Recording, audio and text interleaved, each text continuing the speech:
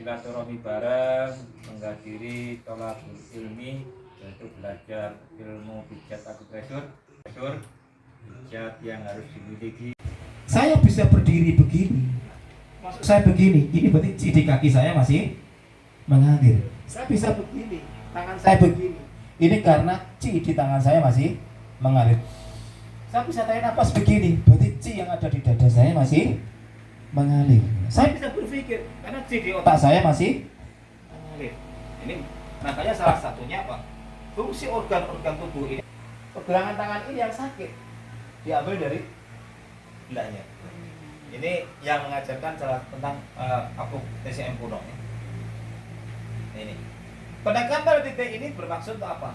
Mempengaruhinya agar aliran energi yang kemungkinan terhambat dapat padam kembali, yang mana kelancaran aliran energi itu akan mempengaruhi aliran darah, transformasi cairan-cairan tubuh, sistem saraf, sistem hormonal, dan sistem getah bening, dan sistem organ yang lainnya. Makanya tujuannya adalah untuk melancarkan aliran. Ini maksud dan tujuan pendekatan tadi. Nah, lantas bagaimana akupresur memandang tentang seorang itu sakit? Jadi kalau secara medis konvensional, medis barat, pengobatan itu berdasarkan simptom, gejala. Orang sakit darah tensinya naik, yang diobati adalah diturunkan tensinya.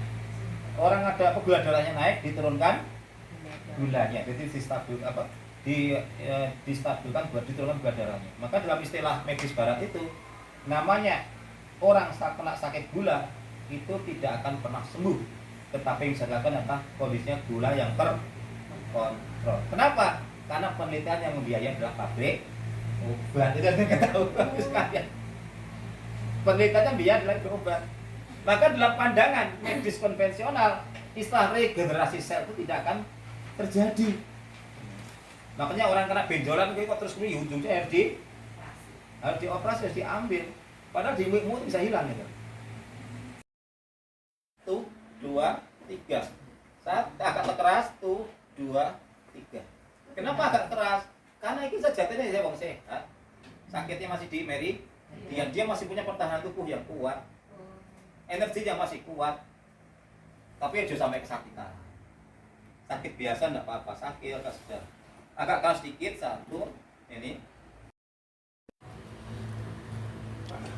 Tanah mengendalikan air. Contohnya apa? Tanah mengendalikan air. Dibendung atau bikin sumur. Atau di sini ada sumber air, terus kemudian dialirkan, airnya dialirkan. Nah, ini mengendalikan air.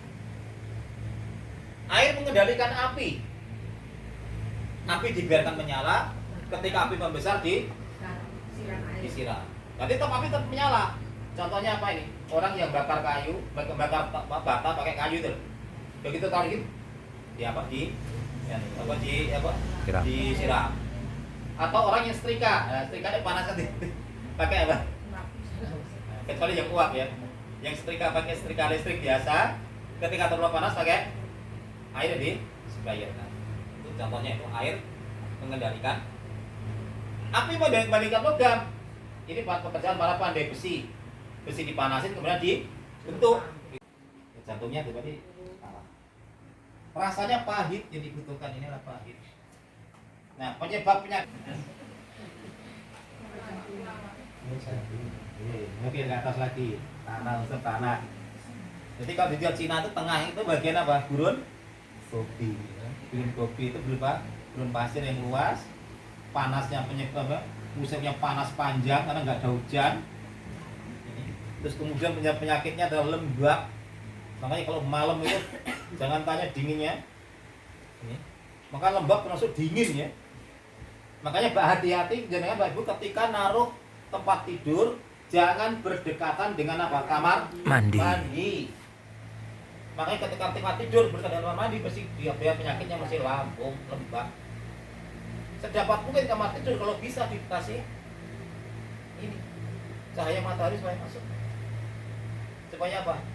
Menghilangkan kelembapan. Karena ini kelembapan, itu lembab itu di sini. Makanya penyakit yang orang-orang yang terjadi di luar ber-AC adalah apa? Lambung. Makanya daripada ber-AC keluar keringat itu enak malah sehat. Tapi orang ada nggak nyaman keringetan. Justru keluar keringat itu menyehatkan badan, membuang toksin, akan meringankan kerja ginjal. Gitu.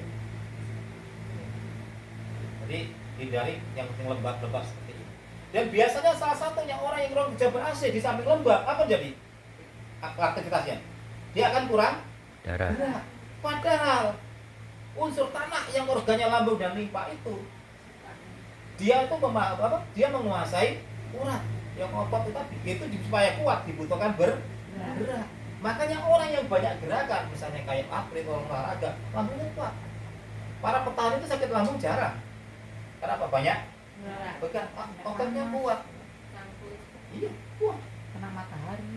Nah, begitu kalau orangnya banyak gerakan, ototnya kuat, berarti otot lambungnya kuat. Jadi penyangga ini kerja tulang belakang ini akan semakin ringan karena tubuh bagian atas ini ditopang oleh otot perut. Jadi kalau otot perut kita lemah, akhirnya apa jadi? Gampang kecetit, gampang bubur karena otot perut kita. Maka diperkuat otot perutnya. Seharusnya